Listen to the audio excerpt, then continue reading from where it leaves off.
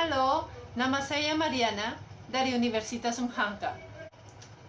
Kami di kelompok 1 akan menjelaskan tentang Marxisme dan Neomarxisme. Tapi untuk awal, kita akan belajar beberapa konsep penting untuk paham tentang Marxisme dan Neomarxisme. Sosialisme adalah doktrin sosial dan ekonomi yang berkembang dengan tujuan sehingga ada keadilan sosial. Utopia adalah sistem pemerintahan yang ideal di mana berkembang satu masyarakat adil dan sempurna.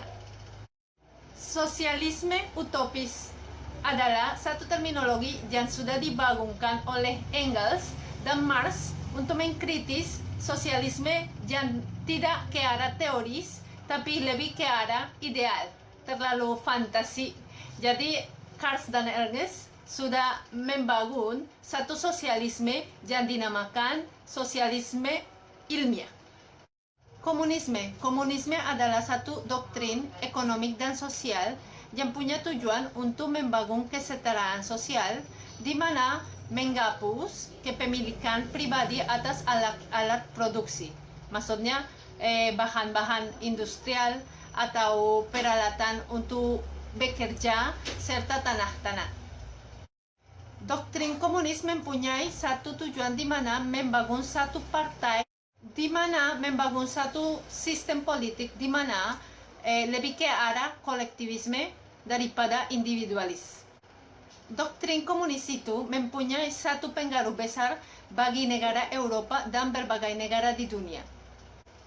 Feudalisme adalah satu sistem politik, ekonomi, dan sosial di mana ada beberapa orang yang mempunyai kuasa dan juga ekonomi untuk menguasai tanah, dan di mana orang kampung dan orang proletariat, orang pekerjaan, bekerja di tanah tersebut sehingga harus memberikan sebagian dari untungan tanah itu kepada seorang feudal, dan nanti seorang feudal memberikan sedikit dari bagian tanah atau dari bagian manfaat yang mendapatkan dari tanah tersebut. Borjuis pada awal adalah orang kelas menengah tinggi yang mempunyai perdagangan, yang mempunyai kerajinan, dan setelah itu sudah menjadikan orang kaya. Sekarang borjuis itu dinilai lebih ke arah kapitalisme. Mereka tidak melakukan pekerjaan manual jenis apapun dan akumulasi kapital. Proletariat. Ini adalah kelas sosial yang terdiri dari buruh dan pekerjaan yang menjual kekuatan sendiri untuk dapat satu untungan untuk bisa hidup. Kapitalisme adalah satu kata yang terbentuk dari modal dan isme, sistem modal. Dalam kapitalisme, alat-alat produksi berada di tangan sektor swasta, yaitu pengusaha besar, perusahaan-perusahaan besar, dan multinasional. Jaringan transportasi, mesin, peralatan untuk bekerja, pabrik, dan bahan-bahan serta alat untuk produksi. Menurut Marx, masyarakat modern dikendalikan oleh orang yang menguasai alat-alat produksi. Nilai tambah adalah nilai yang ditambah untuk satu produk yang dijual. Biasanya dari situ orang-orang pedagang ambil keuntungan. Cuma dalam sistem kapitalisme yang tidak disukai oleh Karl Marx adalah kenapa orang pekerjaan cuma dibayar kekuatan pekerjaan dia, sementara keuntungannya dari manfaat tambah dari barang itu tidak dibayar. Jadi nilai tambah itu akhirnya jatuh di tangan orang kapitalis, orang yang mempunyai perusahaan misalnya. Jadi karena itu Karl Marx mau mengubah masyarakat sehingga masyarakat dan orang pekerjaan itu yang mengambil nilai tambah tersebut. Materialisme historis adalah metode atau teori yang dikembangkan oleh Engels dan Marx. Ada pemahaman di mana budaya dan sejarah berubah sesuai kondisi material di satu masyarakat.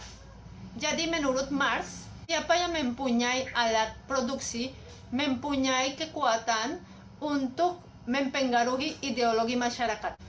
Dalam materialisme historik, Marx berbicara tentang dua unsur. Salah satu adalah infrastruktur dan salah satu lain adalah suprastruktur. Infrastruktur adalah semua yang berhubungan dengan ekonomi dan alat-alat produksi di satu masyarakat, sementara suprastruktur adalah ideologi, kepercayaan, budaya, dan hal-hal yang lain yang menurut Karl Marx itu dipengaruhi oleh ekonomi masyarakat. Jadi menurut dia masyarakat yang makmur dalam ideologinya dan dalam budaya itu tergantung dari ekonomi mereka. Perjuangan kelas adalah satu konsep yang dikembangkan oleh Marx di mana ada seorang yang dominasi dan dominator dan orang yang didominasi. Jadi di situ biasanya adalah orang kaya, orang miskin, orang feudal, orang kampung, orang burgess, dan orang pekerjaan, dan mungkin di waktu ini modern, orang kapitalis dan orang pekerjaan atau buruh. Jadi menurut Marx itu harus ada satu perjuangan dalam masyarakat yang paling miskin yang didominasi, sehingga ada satu perubahan yang baik untuk masyarakat. Jadi menurut dia perjuangan itu adalah hal yang harus terjadi. Praksis. Praksis itu sebenarnya berasal dari kata Yunani yang artinya praktik, ya. Dan praktik itu menurut Karl Marx, praktik itu tidak dikembangkan menurut teorinya, tapi teorinya dikembangkan menurut praktiknya. Jadi bisa jadi kalau misalnya orang bikin satu teori, tapi nanti kalau melakukan praktik, bisa jadi kalau praktik itu tidak sama dengan teori. Tapi kalau orang melakukan praktik langsung, bisa jadi bisa kembangkan satu teori yang benar sesuai yang sudah ada dalam praktik benar-benar. Oke, dengan konsep-konsep ini saya harap semuanya paham tentang Marxisme dan Neomarxisme. Nanti selanjutnya teman saya akan menjelaskan tentang Marxisme dan Neomarxisme. Terima kasih. Assalamualaikum warahmatullahi wabarakatuh. Nama saya Saskia Hivanovendari. Kali ini saya akan menjelaskan teori tentang Marxisme. Marxisme Karl Marx adalah seorang filsuf ekonomi dan sosiolog yang mengembangkan serangkaian ide yang mengkritik sistem kapitalis yang mempromosikan kekuatan ekonomi burjuasi dan memperkuat ide perjuangan kelas. Dan oleh karena itu, teori Marxis didasarkan pada pencarian kesejahteraan kelas sosial, yang dimana proletariat dapat memiliki manfaat dan hak yang sama dengan masyarakat lainnya. Marx sangat kritis terhadap kapitalisme dan kekuatan dominasi yang dijalankannya melalui burjuasi yang umumnya menguasai alat-alat produksi. Marxisme adalah arus pemikiran, model teoritis penjelasan realitas manusia, yang telah berfungsi sebagai dasar ideologis dari apa yang dikenal sebagai materialisme, historis dan dialektis, untuk komunisme dan berbagai jenis sosialisme. Hal ini pada dasarnya dicirikan oleh penolakan kritis terhadap kapitalisme dan sistem ekonominya, tesis perjuangan kelas, dan proposal untuk membangun masyarakat egaliter tanpa kelas, yaitu komunis. Tujuannya adalah bahwa para pekerja sendirilah yang melalui negara mengelola alat-alat produksi yang akan memungkinkan masyarakat tanpa kelas yang mencegah minoritas mengumpulkan alat-alat produksi untuk mengeksploitasi mayoritas. Dan ada beberapa karakteristik teori Marxis. Dia berpendapat bahwa peristiwa sejarah seperti perubahan pemerintah atau perang yang berasal dari berbagai masalah ekonomi. Dan konsep sosialisme didasarkan pada fondasi materialisme historis yang menimbulkan istilah sosialisme ilmiah. Ini adalah istilah yang didefinisikan oleh Friedrich Engels untuk membedakan konsep yang dibuat olehnya dan Marx dari definisi lain, yang disebut sosialisme utopis. Hal ini mengacu pada studi sejarah sosial ekonomi untuk menghadapi kapitalisme, di mana jalan sosialisme harus ada penghapusan kelas atas bawah dalam suatu masyarakat, sehingga mereka berusaha untuk menghilangkan ketidaksejaraan sosial dan menciptakan kelas sosial tunggal, dan mengusulkan bahwa masyarakat yang ideal adalah masyarakat yang tidak memiliki kelas sosial. Mereka juga mengusulkan untuk mengganti milik pribadi dengan milik umum, di mana pemerintah yang mengelola aset. Nilai barang dagang harus ditentukan sesuai dengan pekerjaan yang terlibat dalam produksinya. Gaji seorang pekerja atau buruh ditentukan oleh jumlah manfaat yang dihasilkannya. Halo, perkenalkan nama saya Angelina Fatmadi Evau. Saya dari kelompok 1 mau menjelaskan tentang neo-Marxis. Sejarah neo-Marxis dimulai setelah kematian Marx pada tahun 1883 ketika beberapa divisi muncul. Jadi salah satunya adalah kaum sosial demokrat yang percaya pada kapitalisme. Sementara di sisi lain ada kaum komunis yang menyerahkan revolusi. Perpecahan ini sangat mendesakan bagi perkembangan peristiwa politik yang terlihat pada abad ke-20. Banyak partai-partai yang terinspirasi oleh Marxisme, di antara yang paling penting ditemukan adalah Revolusi Bolshevik yang dipimpin oleh Vladimir Lenin dan Leon Trotsky di Rusia. Adapun ciri-ciri neo-Marxisme, 1. Dia kembali ke Marx untuk memberinya interpretasi yang berbeda dari yang resmi, memangkas sistem bagian-bagian yang tidak penting yang menanggapi kondisi waktu Marx. Kedua, kembali ke dialektika atau teori dan teknik retorika, dialog dan diskusi untuk menemukan kebenaran melalui pameran dan konfrontasi, penalaran, dan argumen yang bertentangan satu sama lain. Ketiga, memberikan perhatian khusus pada tulisan-tulisan pemuda Marx yang lebih filosofis. Kembalinya Marx muda berarti menempatkan kepentingan antropologis di depan, dalam bentuk filsafat humanis.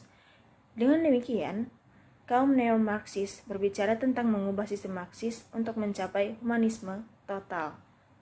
Ingin menghindari objektivitas atau memperlakukan manusia sebagai benda atau barang fungsional. Keempat, anti-totaliter. Versi dogmatis Marxisme dikritik oleh kaum neo-Marxis karena cenderung ke arah totalitarisme yang mengosongkan orang lain dari integritas, hati nurani, dan motif pribadi. Instrumentalisasi orang atau diakui sebagai barang bobot dan bukan manusia yang dikritik. Tema manusia total dimaknai sebagai penciptaan diri manusia melalui praksis atau praktik. Dengan cara ini, pembahasan difokuskan pada hubungan antara infrastruktur sosial, ekonomi, dan infrastruktur budaya. Dengan penegasan bahwa ada interaksi dinamis antara ekonomi dan infrastruktur organisasi masyarakat. 6. Ada pembicaraan tentang suprastruktur dalam kaitannya dengan seni, moralitas, dan kecerdasan. Tetapi postulat bahwa kecerdasan dikendalikan dan dikritik dan sebaliknya kebebasan kecerdasan dan kreasi dalam seni serta kelangsungan budaya dipertahankan. Mengenai masalah moralitas dan etika, neo-Marxis mempertanyakan sosialisme ilmiah karena di dalam moralitas dibangun oleh aparatus totaliter yang memanifestasikan dirinya.